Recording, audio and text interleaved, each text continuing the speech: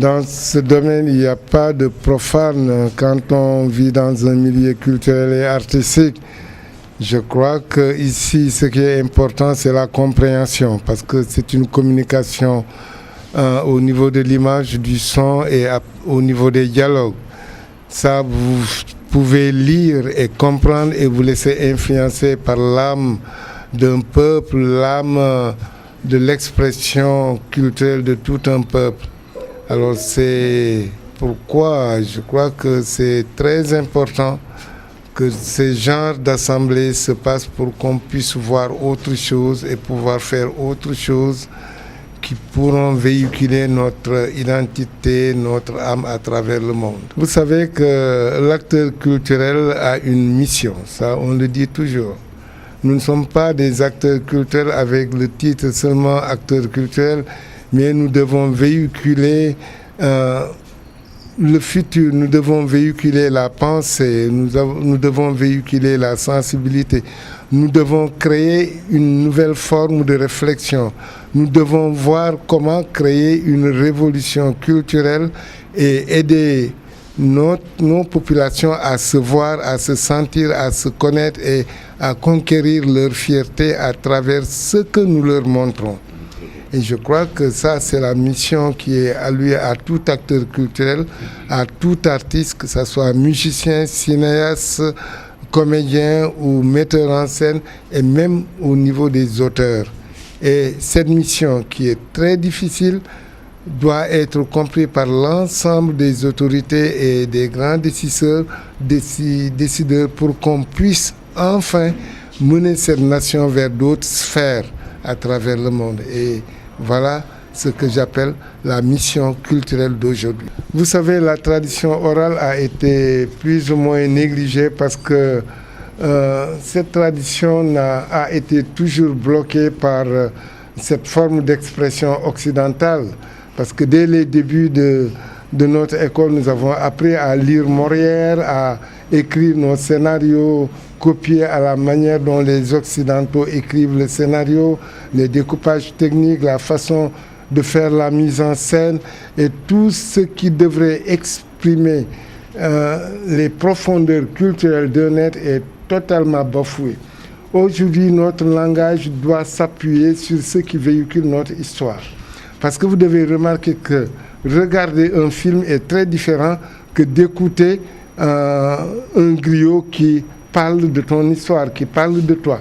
Su lay géwél di tagg sa yaram day daw da nga koy yëg siddit boobu day jóg ci yow siddit boobu loolu di jóg ci kaw ba yëngal sa siddit looloo le représente partout. Loolu nag c'est ce qu'on doit étudier dans nos films pour créer un autre langage capable de nous galvaniser et de créer l'admiration aussi chez les autres.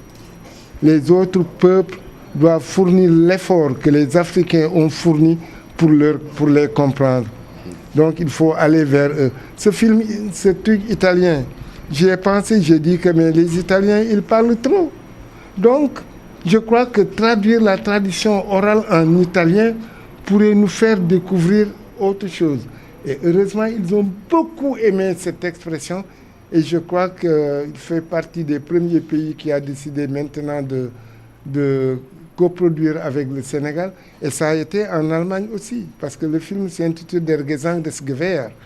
Et ça a été montré en 1985 pour inaugurer le centenaire de la conférence de Berlin.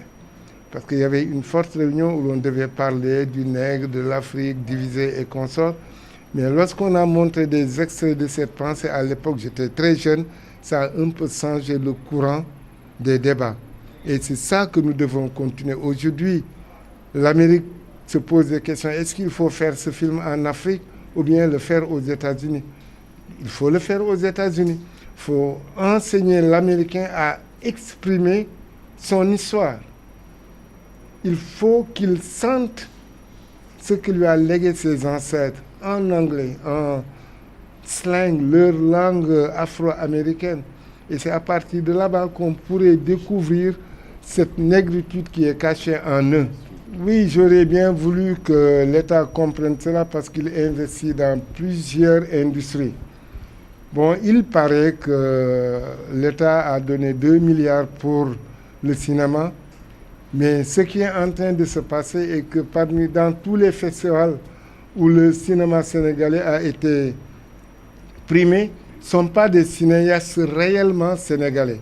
La France fait de telle sorte qu'il essaye de métisser la production sénégalaise en créant ses propres réalisateurs et ses propres cinéastes et avec un financement qui leur permet de dominer ces films et de les projeter et de les contrôler selon leur vision personnelle.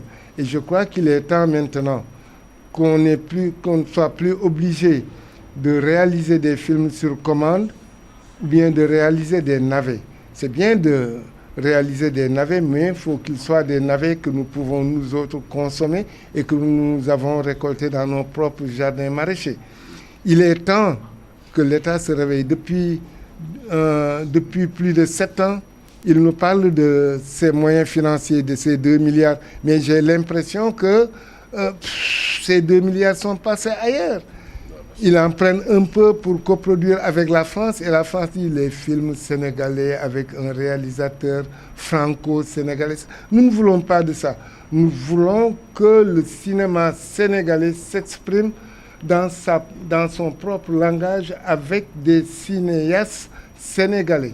Mais il est temps maintenant qu'on dise, ah oui, vous écoutez et qu'on sorte.